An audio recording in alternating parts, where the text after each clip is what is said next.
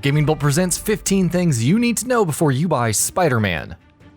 Spider-Man, one of the year's biggest releases, is almost upon us. Since the day of its announcement, developers Insomniac Games have seemed like the perfect foil for this famed web-slinger, with their history of excellent humor, gadgets, traversal, and just great games in general. And we're not too far away from experiencing that for ourselves. As we gear up for the game's imminent launch, it's time we take a look at some of the most exciting pieces of info we have on Spider-Man. So without further ado, let's jump right in. Web swinging. Of course, the first question that comes to mind when one thinks of a Spider-Man game is, how will the web swinging work? That's one element of any Spidey experience that has to be nailed down to absolute perfection in the eyes of so many people.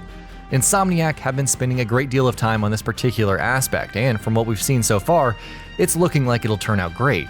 Velocity and momentum are going to be key factors when swinging around New York in Spider-Man, as they should be, and with a multitude of possible moves and abilities, it looks like there will be plenty of fluidity for players while they're doing whatever a spider can. Huge open world. Spider-Man is going to be an open world game, which obviously makes the web swinging aspect even more important. And Insomniac have also said in the build up to the game's launch that they've focused quite a bit on making the world as alive and well designed as they could. For starters, the size of the world itself is going to be suitably huge, the biggest open world in a Spider-Man game to date, in fact. While things such as citizens and pedestrians reacting to Spidey as he swings past them will be looking to add even more flavor to the environments. Side activities. Being an open world game, you'd expect Spider-Man to have a plethora of side content to dive into, and that's obviously going to be the case.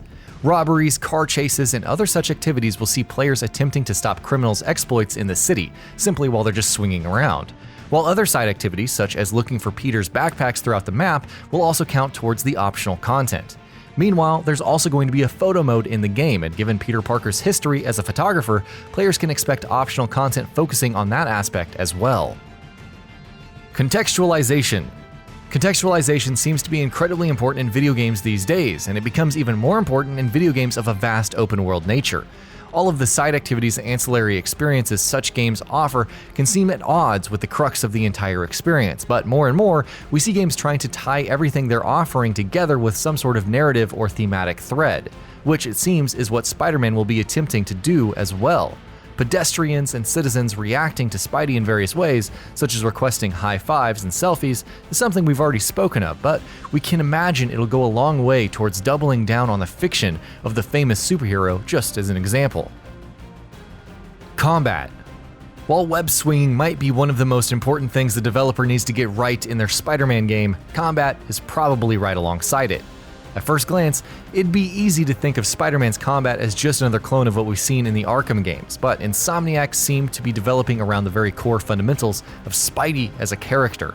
As such, speed and agility look like they're going to be very important, as is something like dodging. Meanwhile, environmental combat also looks like it's going to be a huge part of the game, with Spider-Man making use of things and his surroundings as much as he can, while making use of his various abilities and gadgets in combat is also going to play a very significant role. Oh, and air juggling?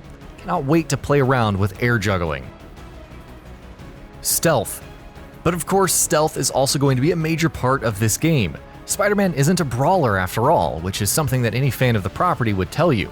He's a master of improvisation, and being stealthy during combat scenarios automatically plays into that.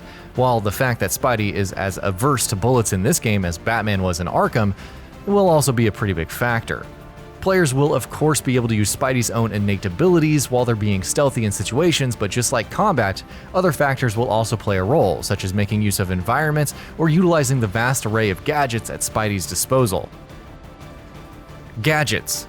Speaking of the gadgets, there's going to be a lot of them in this game, which honestly is something we would have all been expecting anyways, given Insomniac's storied history in this area. Spider-Man will have a gadget wheel, just like practically every other game Insomniac has ever created, and there will be plenty of stuff for players to choose from tripwires and web bombs to even a spider drone. All of this is stuff that, as we've already discussed, is going to have a lot of uses in combat, traversal, and stealth. Leveling up. Spider-Man shows a Peter Parker who's been playing the role of his web slinger for a pretty long time. He's experienced in what he does. So even when we begin the game, we're going to be stepping into the shoes of a pretty adept superhero who knows what he's all about. But even so, Insomniac have incorporated a progression system into the game to help players get even stronger as the story progresses. Players will get XP for doing all sorts of things, ranging across combat, exploration, traversal, and other things. Leveling up will net players skill points, which it seems is something they will also acquire through other means such as completing story missions, which they will use to be able to unlock new abilities or power up old ones. Different suits. Players are also going to be able to equip a variety of different suits in Spider-Man, which honestly has to be one of the most exciting features of this game.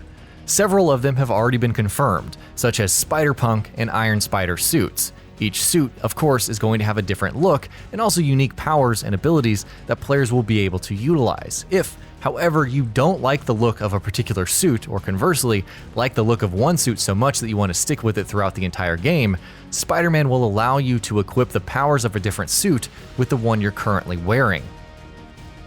The setup.